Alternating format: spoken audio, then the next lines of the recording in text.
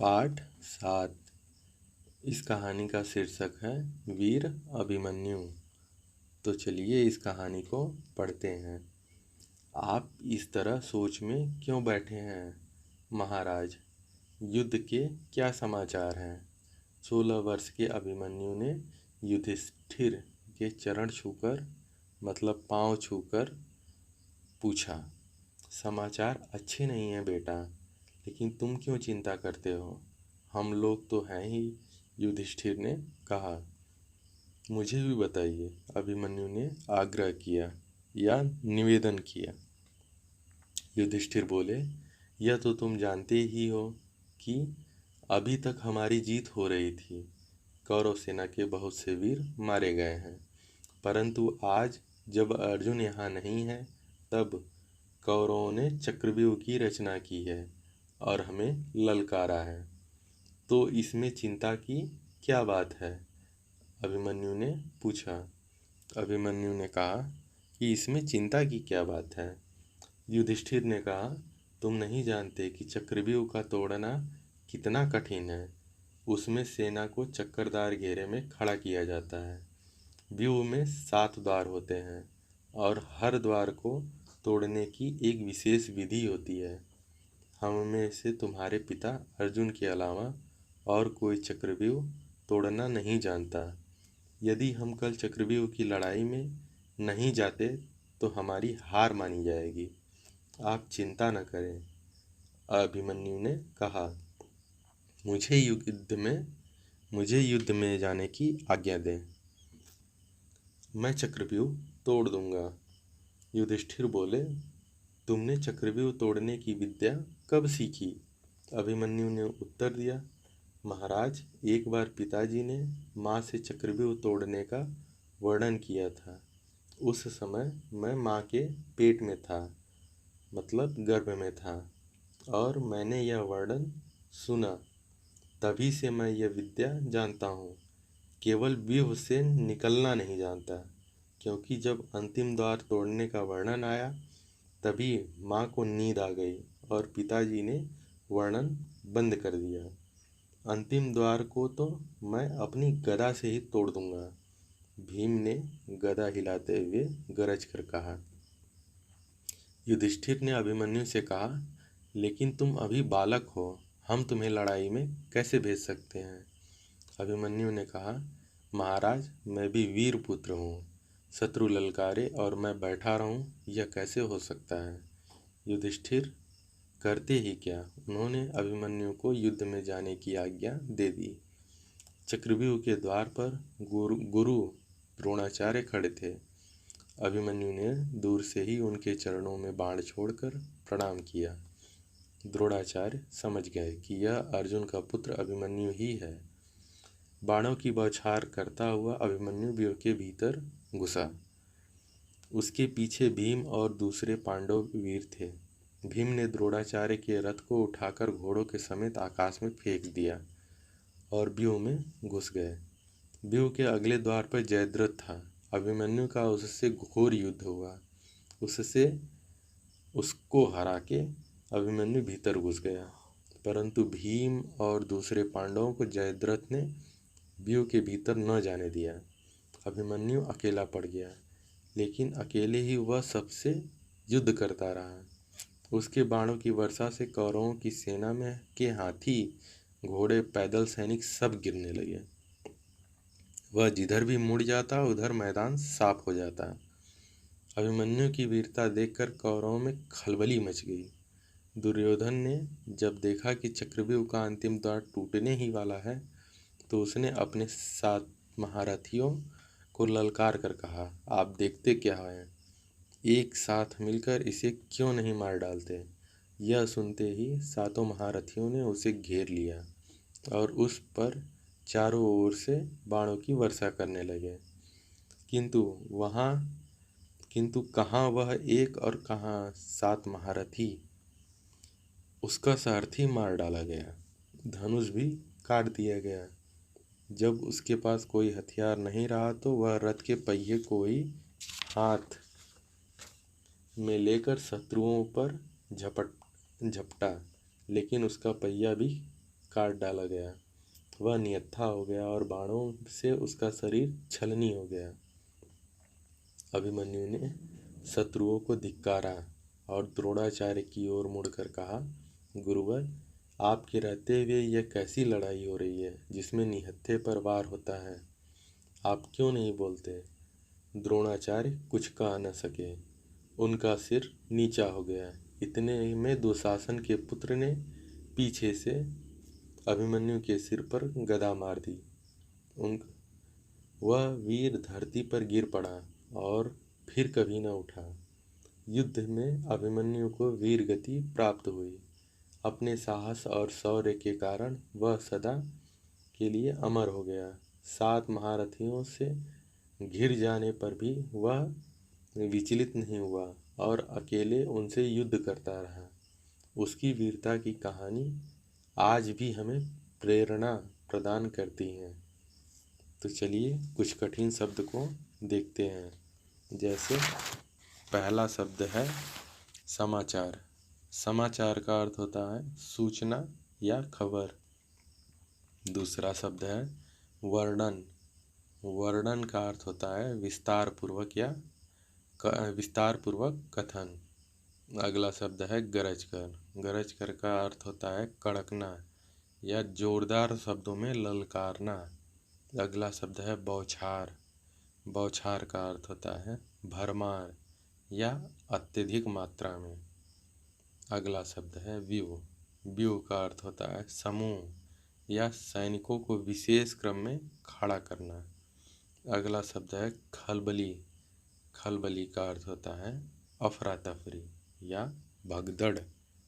अगला शब्द है सारथी। सारथी का अर्थ होता है रथ हाँकने वाला। अगला शब्द है निहत्था। निहत्था का अर्थ होता है जिसके हाथ में कोई हथियार न हो।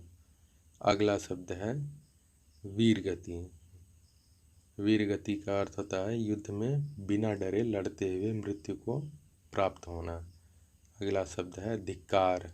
धिक्कार का अर्थ होता है भर्त्सना या लानत। अगला शब्द है शौर्य। शौर्य का अर्थ होता है वीरता। अगला शब्द है विचलित। विचलित का अर्थ होता है डिगा हुआ या अस्थिर या चंचल। तो चलिए शब्दों का खेल अब देखते हैं। तो क है नीचे लिखे मुहावरों का अपने वाक्यों में प्रयोग करो। तो पहला मुहावरा है बाणों की बौछार करना। तो पृथ्वीराज चौहान ने युद्ध में सेना पर बाणों का बौछार किया। दूसरा है खलबली मचाना। तो शेर को देखकर भीड़ में खलबली मच गई या भगदड़ मच गई। तीसरा है सिर नीचा होना। तनु के चोरी करने के कारण उसके पिता का सिर नीचा हो गया। चौथा है खुशी का ठिकाना ना रहना। साहिल के पास होने के बाद उसकी खुशी का ठिकाना नहीं रहा। अब ख है शुद्ध उच्चारण सहित पढ़ो। जैसे पहला है युधिष्ठिर। दूसरा है अभिमन्यु। तीसरा है चक्रव्यूह और आगे है व्यूह। उसके आगे है निहत्था और आगे है शौर्य। ग है नीचे लिखे शब्दों के समानार्थक शब्द बताओ। तो पहला शब्द है कठिन। कठिन को मुश्किल भी कहते हैं। अगला शब्द है आकाश। आकाश को आसमान भी कहते हैं। अगला शब्द है युद्ध। युद्ध को जंग भी कहते हैं। अगला शब्द है जीव। जीव को प्राणी भी कहते हैं। अगला शब्द है शत्रु। शत्रु को दुश्मन भी बोलते हैं। अगला शब्द है अलावा। अलावा को अतिरिक्त भी बोलते हैं। अगला शब्द है धरती। धरती को पृथ्वी भी बोलते हैं। अगला शब्द है नींद।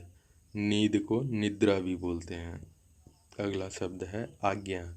आज्ञा को आदेश भी कहते हैं। अगला शब्द है प्रण। प्रण का अर्थ होता है संकल्प। इसे संकल्प भी कहते हैं। अगला शब्द है बाण। बाण का अर्थ होता है तीर। इसे तीर भी कहते हैं। अगला शब्द है कहानी।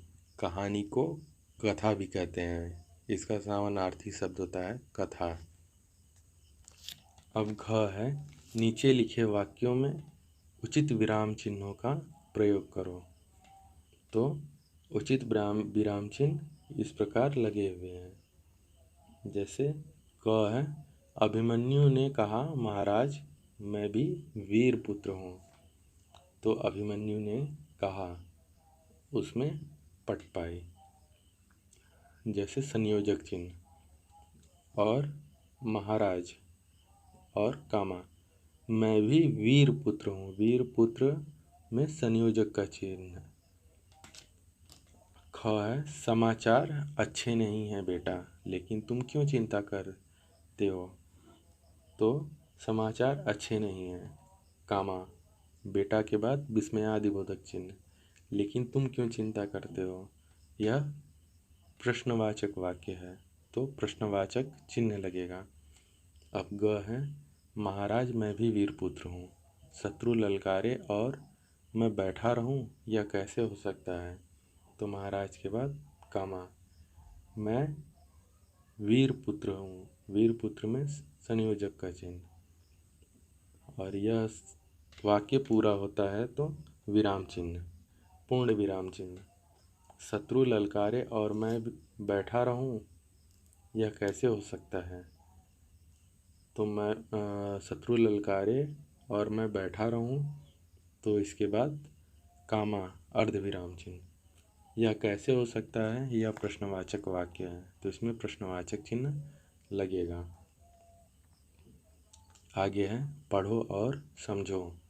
जैसे वीर का पुत्र वीरपुत्र, राजा का पुत्र राजपुत्र, वीरों की गति वीर गति, देवताओं का लोक देवलोक, राजा और रानी। तो राजा और रानी में संयोजक का चिन्ह लगेगा। राजा रानी के बीच संयोजक का चिन्ह लगेगा। रात और दिन तो रात दिन, राम और लक्ष्मण राम लक्ष्मण, अंदर और बाहर अंदर बाहर। आगे है अब तुम करो।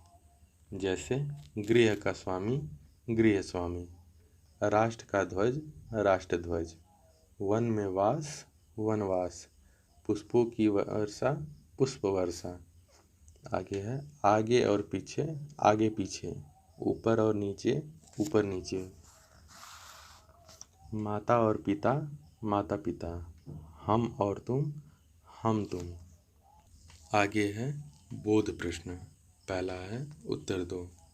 क पांडवों और कौरवों का युद्ध किस नाम से प्रसिद्ध है। तो पांडवों और कौरवों का युद्ध महाभारत नाम से प्रसिद्ध है। ख युधिष्ठिर क्यों चिंतित थे। क्योंकि युधिष्ठिर इसलिए चिंतित थे क्योंकि अर्जुन के न रहने पर कौरवों ने चक्रव्यूह की रचना की थी। ग है अभिमन्यु ने गुरु द्रोणाचार्य को कैसे प्रणाम किया। तो अभिमन्यु ने गुरु द्रोणाचार्य के चरणों में बाण छोड़कर प्रणाम किया। अब घ है चक्रव्यूह के भीतर अभिमन्यु के साथ दूसरे पांडव वीर क्यों न जा सके। तो चक्रव्यूह के भीतर अभिमन्यु के साथ दूसरे पांडव वीर को जयद्रथ ने रोक लिया। अब अंग है अभिमन्यु के सिर पर गदा किसने मारी। तो अभिमन्यु के सिर पर गदा दुशासन के पुत्र ने मारी। च है अभिमन्यु के जीवन से तुम्हें क्या प्रेरणा मिलती है। तो अभिमन्यु के जीवन से यह प्रेरणा मिलती है कि वीरों की तरह जीवन जीना चाहिए, कायर की तरह नहीं। अगला है दूसरा किसने किससे कहा। तो पहला है आप इस तरह सोच में क्यों बैठे हैं महाराज, युद्ध के क्या समाचार हैं। तो यह बात अभिमन्यु ने युधिष्ठिर से कहा। अगला है तुम नहीं जानते चक्रव्यूह तोड़ना कितना कठिन है। यह बात युधिष्ठिर ने अभिमन्यु से कहा। अगला है अंतिम द्वार तो मैं अपनी गदा से ही तोड़ दूंगा।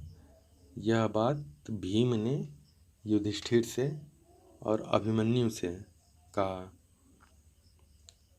अगला है, आप लोग देखते क्या हैं, एक साथ मिलकर क्यों नहीं मार डालते। यह बात दुर्योधन ने सातों महारथियों से कहा। अगला है, गुरुवर आपके रहते यह कैसी लड़ाई है। यह बात अभिमन्यु ने गुरु द्रोणाचार्य से कहा।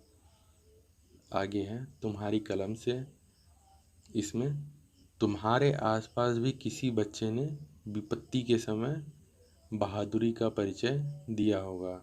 वह घटना कैसे घटी, अपने शब्दों में बताओ।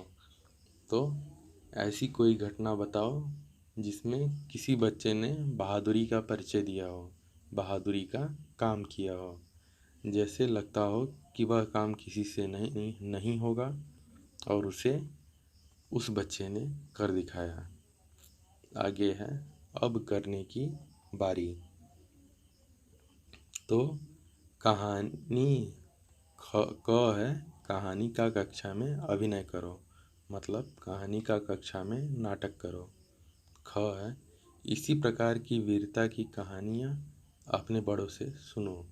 अपने बड़ों से इसी प्रकार की वीरता की कहानी पूछो और उनसे बोलो सुनाने के लिए, और उनसे यह कहानी सुनो और कक्षा में सबको सुनाओ। नीचे है, इसे भी जानो। युधिष्ठिर ने अभिमन्यु से कहा, लेकिन तुम अभी बालक हो, हम तुम्हें लड़ाई में कैसे भेज सकते हैं। इस वाक्य में युधिष्ठिर एवं अभिमन्यु का नाम प्रयोग हुआ है। किसी वस्तु, व्यक्ति एवं स्थान के नाम को संज्ञा कहते हैं, जैसे गीता, रमेश, मोहन, मथुरा, प्रयाग, मेज, कलम आदि। इसका मतलब है किसी वस्तु, मतलब कुछ भी हो सकता है।